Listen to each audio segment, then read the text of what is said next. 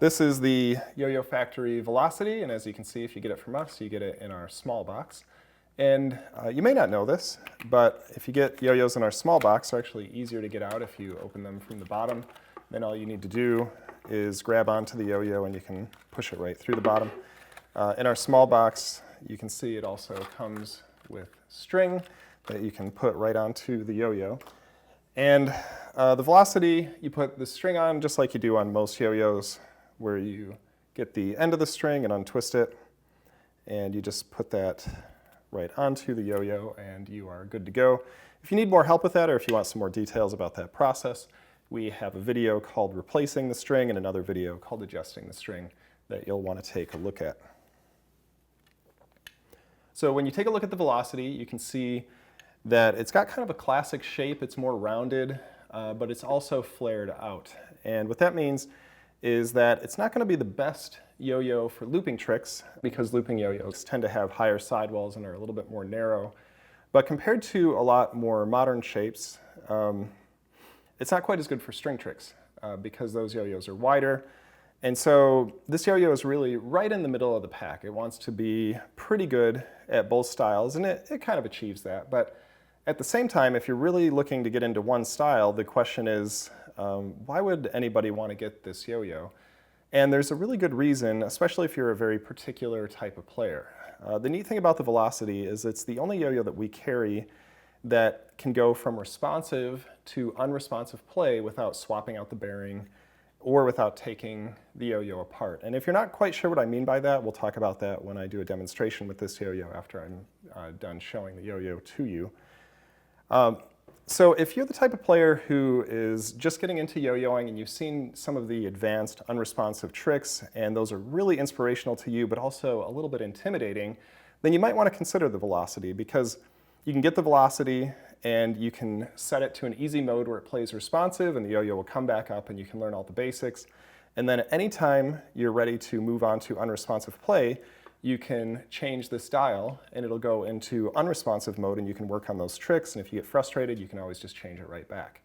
And this yo-yo can change between those faster than any yo-yo that we have, and like we said, you don't have to swap any bearings or any parts, you don't have to take the yo-yo apart. So it's a pretty neat design, and because of that we also feel like it's a really good gift. If you've got somebody who you think is really going to be into yo-yos and you're not quite sure what kind of yo-yo to get them, you really can't lose with this yo-yo. If you get it for them and they're super coordinated, then they can just set it to pro mode and they can learn all the most advanced tricks. If they need a little bit more help, they can set it to easy mode and they'll have a yo-yo that plays easy and responsive and they can learn all the basics. So I've been talking about easy and pro mode. What I'm talking about here is this dial on the yo-yo. You can see that one way you turn it, it goes into easy mode, and the other way you turn it, it goes into pro mode. And so what that dial adjusts are the response pads on the inside of the yo-yo. So right now it's set to pro mode and the response pads are fully out, but if I just turn it a little bit, if you look on the inside of the yo-yo, you can see the response pad is starting to come out just a little bit.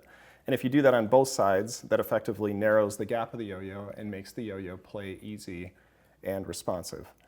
And that's what makes this yo-yo so innovative is that dial system that can handle that. So let me take the yo-yo apart so you can see a little bit better what I'm talking about.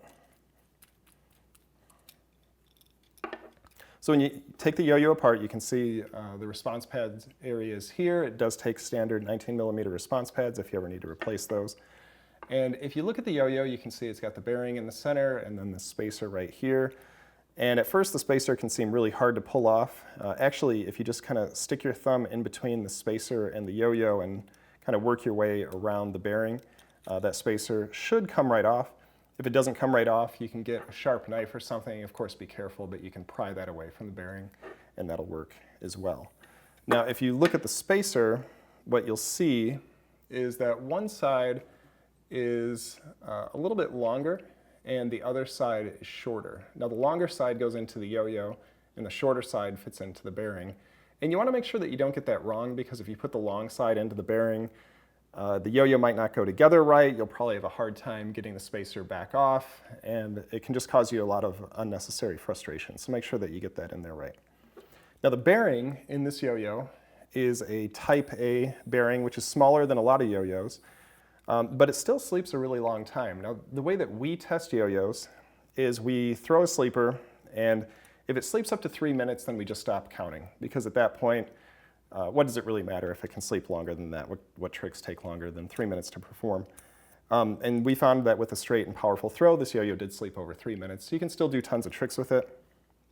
What we would say about the bearing is that you do want to lube it with thin yo-yo lube, and that'll allow the yo-yo to keep playing the way that you want, and it will allow the bearing to last quite a bit longer. And so we've got another video about how to lube bearings, so you want to check that out before you do that. We also have a pack that includes thin lube, and so you may want to consider picking that up if this is your first yo-yo. So like I said, you've got this dial here, and you can see when the yo-yo's apart a little bit easier that if you start to put it more to easy mode, that the spacer, this area right here, not the spacer, the response pad pushes out a little bit. You can actually make it come out so far that this piece will actually come right out of the yo-yo, and you can see the threads there that make it work. If you want to get that back into the yo-yo, you just push it back into place, and if you push down a little bit, it'll snap back into place, and once it's level, then you can dial it back into pro mode and pull that back into the yo-yo. So let me put the yo-yo back together, and I'll show you how that works in practice.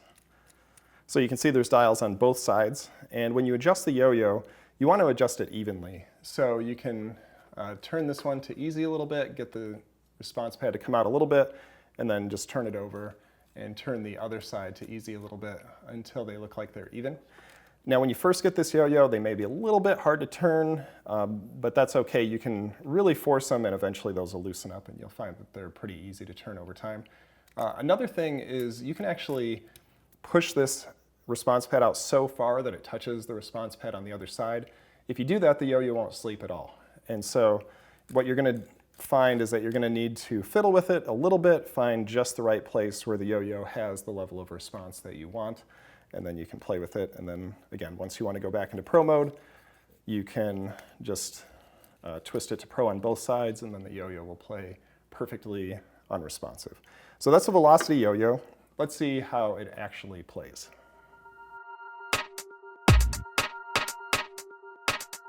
When you first get your velocity, it is going to be set to pro mode, which means that it's going to play unresponsive. And like I said, if you don't know what that is, that just means that when you tug on the yo-yo, it's not going to come back, and you're going to need to learn how to bind it to get the yo-yo back. So if you're a new player, one of the first things you're going to want to do is adjust it to play a little bit easier. And like I said in the previous portion of the video, you just dial these in a little bit to easy mode. And you may have noticed that I got the string out of the gap of the yo-yo. It's almost always better if you're going to make a major adjustment to get the string out of the gap. Otherwise, the string might get caught in there a little bit on your first throw, and it'll come back unexpected, and you just don't want that to happen. So I'm going to adjust the string, and then I'm going to try to wind it up and see how it plays. And now it's coming back perfectly responsive, but it's a little bit too grippy for me. And so I'm just going to make a tiny adjustment right here on both sides to set it a little bit more to pro to see how that plays. And that feels a little bit better. Now if you want to further test it, you can also land the yo-yo on the string right now. It's playing really, really well. If it's a little tiny bit too tight, you'll feel the response pads gripping onto the string, and the yo-yo, it'll feel like it's going to come back when you don't want it to. But you can see right now, the yo-yo can land on the string. I can do a lot of different string tricks without any problems. The yo-yo comes back with just the slightest tug. When it's set up this way, you can also do flips like this of all kinds. And the yo-yo, because it's a wider shape, it actually does those really well. And then you can just pull it right back when you're ready. Now, when you want to move up to unresponsive play, same thing, get the string out of there and set it completely to pro mode. And this is the way the yo-yo is going to sleep the longest because the response pads aren't interfering with the string. And then again, to get that back, I'm going to have to perform bind, just like that. And in pro mode, as you know, because the yo-yo is now unresponsive, you can do different unresponsive tricks like this. And of course, you'll always need to bind the yo-yo to get it to come back. And you can get into some pretty complicated different tricks where you are loading a lot of different strings into the yo-yo. And yeah, just overall it plays pretty well. You may start to hear that the bearing is already starting to make a little bit of noise. Again, if that happens, that's when you want to lube the bearing. And so you can really explore a lot of the fundamentals of unresponsive play once you get the yo-yo into pro mode.